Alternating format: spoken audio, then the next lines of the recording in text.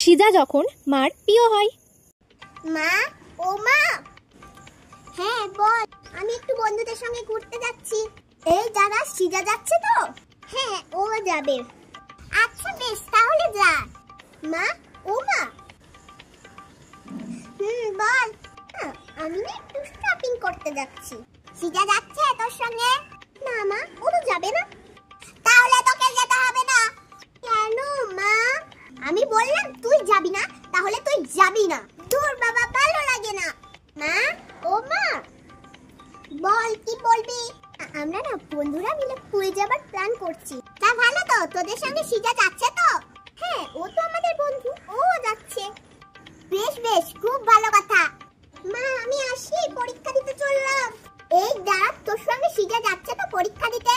হ্যাঁ, ও আর আমি তো এক ক্লাসে পড়ি, ও যাবে। কেন মা, সিজা না গেলে কি আমিও পরীক্ষা দিতে যাব না? না মানে তা বলি। যত সব। মা, বল। মা, তুমি তো সব সময় সিজা সিজা করো। তাহলে কাল থেকে যখন হাঁটতে যাবো, সিজাকেও সঙ্গে করে নিয়ে যাবো। মার সঙ্গে